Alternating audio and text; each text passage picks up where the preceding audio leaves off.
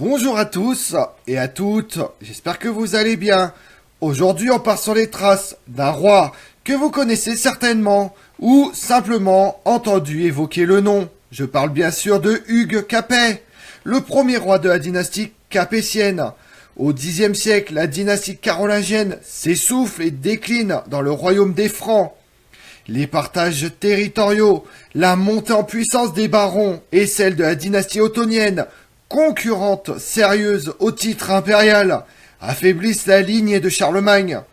Le roi n'est plus considéré comme souverain, son autorité se limite au nord de la Loire. Hugues Capet pose les fondements d'une dynastie qui régnera en France jusqu'à la Révolution française. Alors que ses aïeux, les Robertiens, eux des Robert, ont régné sans parvenir à implanter leur lignée aux dépens des Carolingiens, Hugues Capet a définitivement éliminé ces derniers en s'imposant comme roi de 987 à 996, fondant la dynastie des Capétiens. Vous voulez en savoir plus sur Hugues Capet? Venez avec moi. Depuis le couronnement de Charlemagne comme empereur, la dynastie des Carolingiens a connu des fortunes diverses. Il n'est pas parvenu à résoudre la question cruciale du partage des territoires à la mort de chaque souverain, qui voit le roi fraîchement couronné passer les débuts de son règne à refaire ce qui a été défait. Elle doit également faire face à un émiettement de son autorité. Les vassaux n'hésitent pas à s'affranchir du pouvoir central. Ces volontés d'autonomie se cristallisent aussi en raison du nombre de plus en plus grand d'incursions étrangères, arabes tout d'abord, puis vikings, face auxquels le pouvoir royal est impuissant à lutter, comme vous le savez. Les barons doivent faire front seuls, lèvent des armées seuls, fortifient leur position et tolèrent de moins en moins les intrusions royales en leur domaine. L'empereur Charles III le Gros s'est totalement déconsidéré en traitant l'affaire avec les Vikings lors du siège de Paris. Il est déposé par Eudes, issu de la lignée des Robertiens, et qui, en manque de légitimité, doit laisser Charles III le Simple monter sur le trône en 898. Charles III le Simple est un carolingien. Il signe avec Rollon le traité de Saint-Clair-sur-Epte en 911, qui concède la Normandie aux Vikings, en échange de leur conversion au christianisme et de la défense du nord du royaume des Francs. La position de Charles le Simple semble meilleure que jamais, ayant écarté les menaces des hommes du Nord. Il croit alors bon de reprendre la main à l'intérieur du royaume et de mettre au pas ses barons, dont le remuant et puissant Robert Ier, frère d'Eudes. Mais c'est une grave erreur. Le conflit dégénère, une bataille a lieu, Robert est tué, mais Charles III est fait prisonnier et meurt dans son cachot en 929. Alors qui pour succéder au roi Charles III le Simple? Raoul, gendre de Robert Ier, succède sur le trône, sans faire l'unanimité. En 936, à la mort de Raoul, Louis IV, dit d'Outre-mer, fils de Charles III le Simple, réfugié avec sa mère à Londres, près de son grand-père, roi d'Angleterre, succède sur le trône. Oscillant entre une franche hostilité et de meilleurs sentiments à l'égard des Robertiens, dont le représentant est à présent le puissant Hugues le Grand, père du futur Hugues Capet, premier des Capétiens, et artisan de son retour en France. Louis IV meurt d'une chute de cheval en 954, en ayant bien maladroitement tenté de s'opposer à la puissance de l'empire des Ottoniens. Lothaire IV succède à son père, qui, rompant avec la tradition franque, la seule associée au trône, écartant ainsi son frère Charles de la succession. Le calcul va s'avérer désastreux, car le frère spolié, s'estimant, n'a pas de cesse de comploter contre son frère et de s'allier même au roi de Germanie pour obtenir le duché de Basse-Lorraine. En 956, Hugues le Grand meurt et Lothaire semble avoir les mains libres. Hugues Capet, qui a succédé à son père, ne se montre guère entreprenant, mais lorsque Lothaire décide d'attaquer Othon II contre la vie du Capet, la débâcle est totale et le roi doit faire de grandes concessions à son vassal.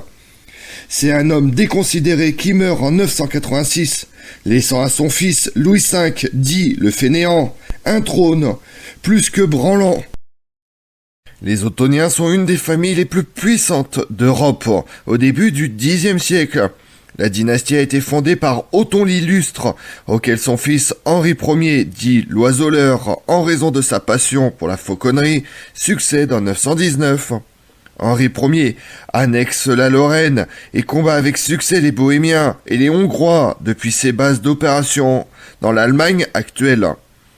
La dynastie règne sur de vastes territoires qui ne souffrent pas du morcellement à chaque succession. Les souverains ayant pris l'habitude d'associer leur héritier à la couronne de leur vivant.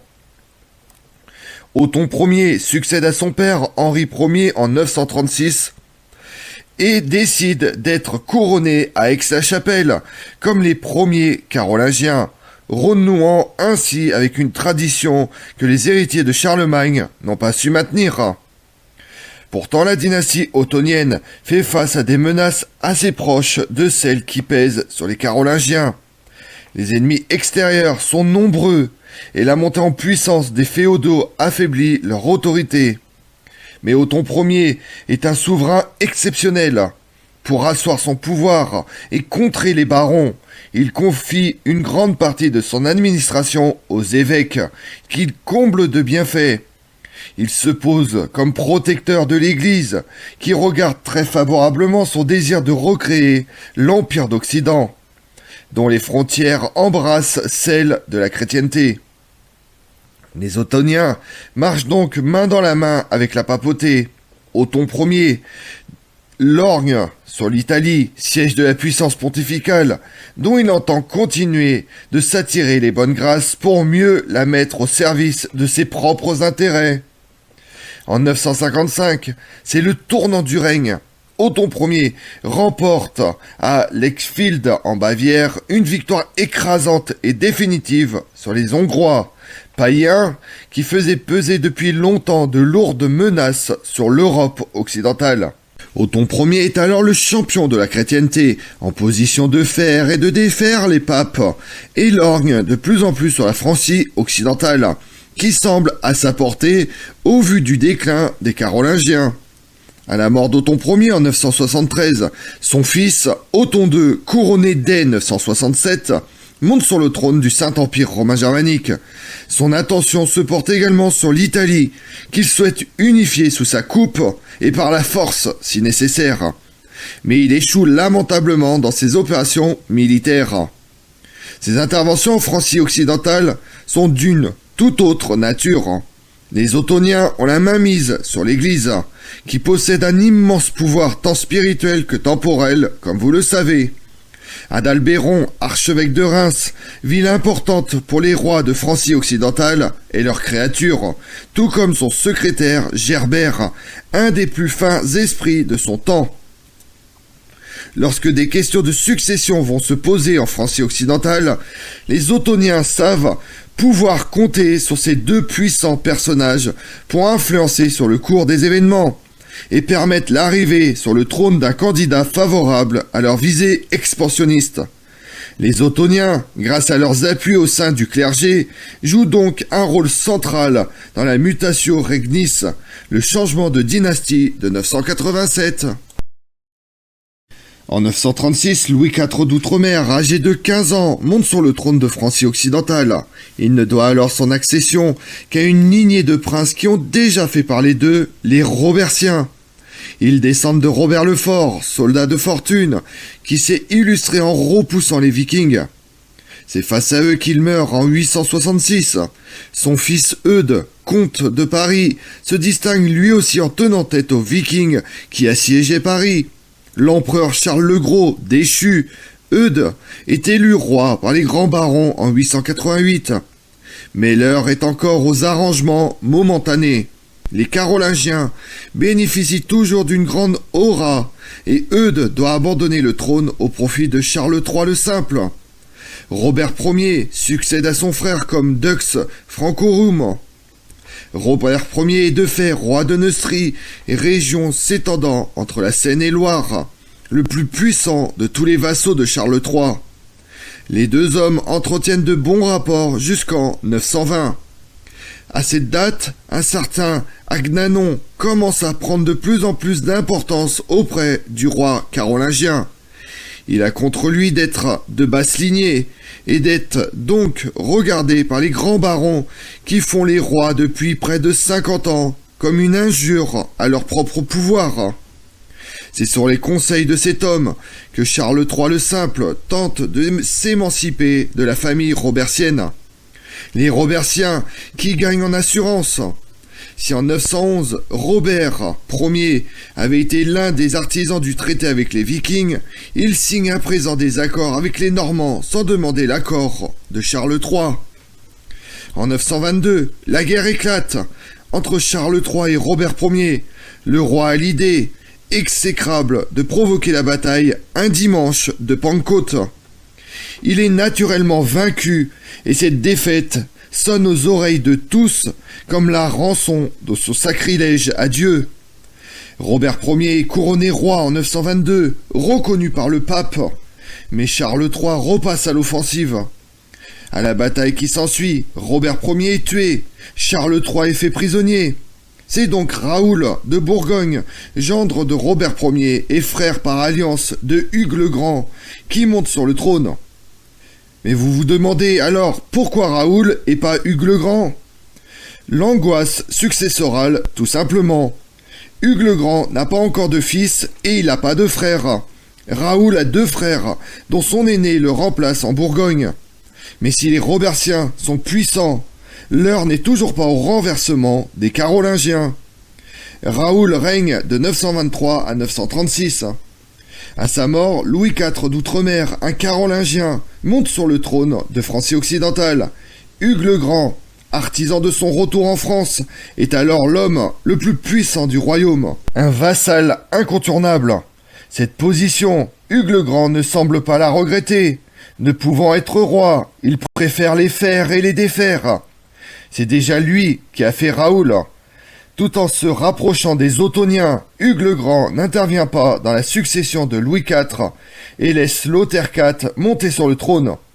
Cet homme de l'ombre, père d'Hugues Capet, est regardé par certains comme le véritable fondateur de la dynastie capétienne, lui qui ne régnera pourtant jamais. Lorsqu'il vient au monde, sans doute en 941, la date est incertaine, le jeune Hugues Capet, membre d'une puissante famille, n'est pas destiné à porter la couronne de Francie occidentale. Il a pourtant un fort beau pédigré. Hugues descend des Robertiens par son père, une famille qui a donné plusieurs rois à la Francie. Il descend également des Ottoniens par sa mère Edwige de Saxe, fille d'Henri Ier l'Oiseleur et sœur d'Othon Ier, fondateur du Saint-Empire romain germanique. Il est lié aux Carolingiens par sa tante, Gerberge de Germanie, sœur d'Edwige de Saxe, et épouse de Louis IV d'Outre-mer. Il est très probablement baptisé à Orléans, bien que la chose ne soit pas certaine, et par d'autres informations fasse mention de Paris.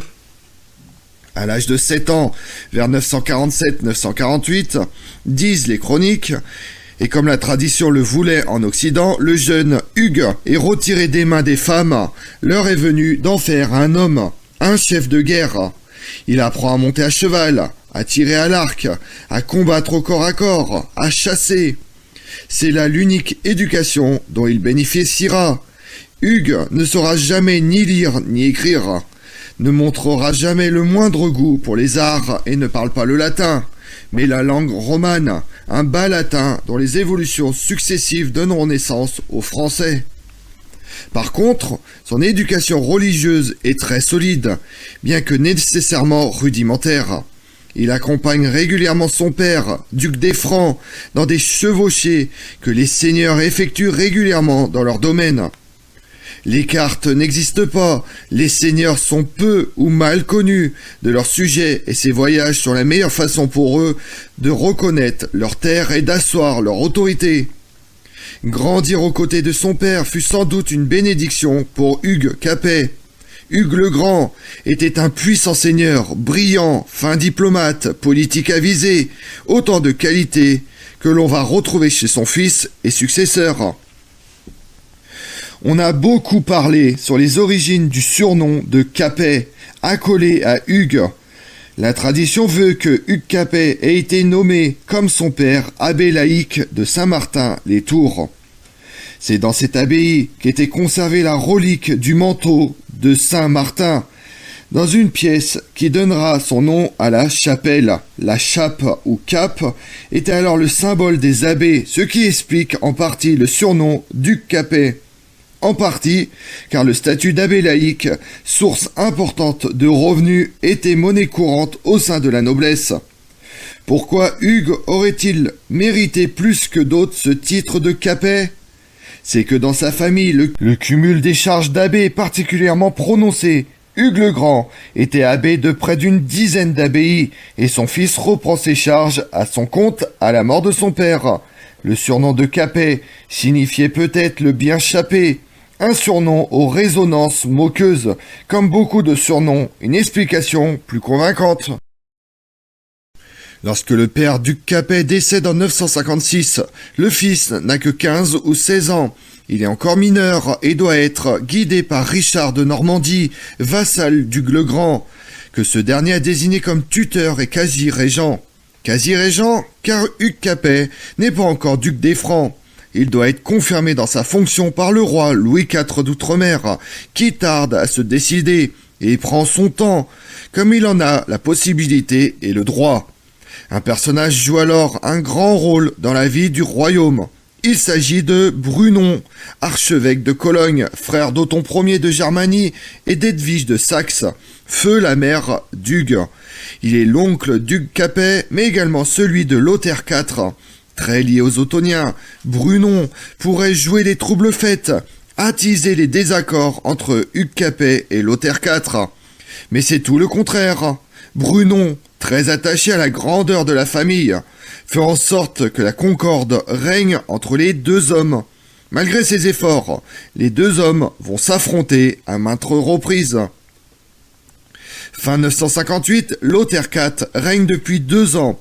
Il entend mettre la main sur le riche duché de Bourgogne, fief robertien et sur lequel les Ottoniens ont eux aussi quelques droits. Lothaire convainc Hugues Capet de participer à l'expédition, lui laissant miroiter quelques compensations territoriales.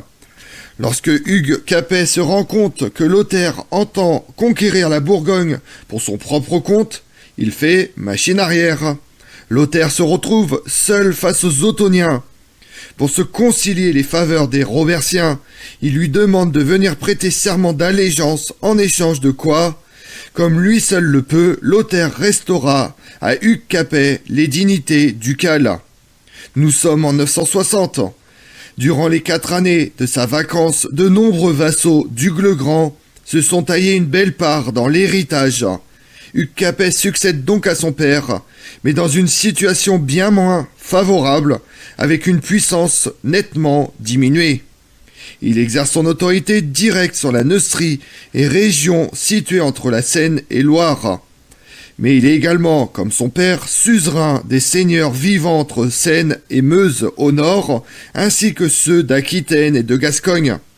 Dans les faits, il exerce donc son autorité sur la quasi-totalité du royaume de Francie occidentale. Pourtant, il n'est pas roi, mais une sorte de vice-roi. On le voit, la situation est particulièrement complexe. La Francie occidentale est pourvue d'un roi, Lothaire, très affaibli, menacé par la puissance des Ottoniens. Il a à ses côtés un puissant vassal, le duc des Francs, Hugues Capet, qui exerce son autorité sur les mêmes territoires que lui, tout en devant lui prêter allégeance. Certains vont jusqu'à dire que si Lothaire IV est roi en titre, Hugues Capet est roi de fait. La fonction royale est par ailleurs de plus en plus déconsidérée et la position de la dynastie carolingienne fragile lorsque Lothaire IV décède et que son fils Louis V, dit le fainéant, âgé de 19 ans, lui succède sur le trône. Louis V n'a pas 20 ans lorsqu'il meurt, 1 an après son père. Dans un stupide accident de chasse en forêt de Senlis, le jeune homme n'a pas d'héritier désigné. La lutte finale entre Robertiens et Carolingiens peut arriver à son terme car Hugues Capet va monter sur le trône et fonder la dynastie capétienne.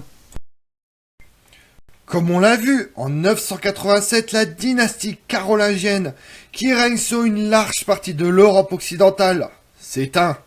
Si l'élection du Capet ne constitue pas un événement en soi, elle marque une transition du pouvoir entre deux puissantes familles franques, même si les Carolingiens continuent d'avoir des descendants et des branches collatérales. Cette transition entre deux familles repose avant tout sur des rivalités de pouvoir. Pour avoir fait sacrer son fils Robert de son vivant dès 987, Hugues Capet a assuré le pouvoir et la succession héréditaire de sa maison.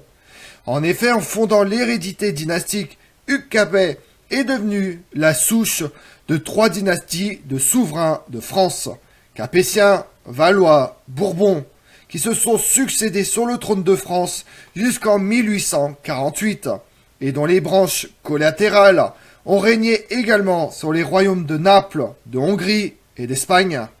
Je vous remercie d'avoir suivi cette vidéo en ma compagnie. Si vous voulez connaître mes autres vidéos, retrouvez-moi sur ma chaîne YouTube Tout sur l'Histoire avec Damien, mais également sur les réseaux sociaux, Twitter et Instagram, Histoire Damien.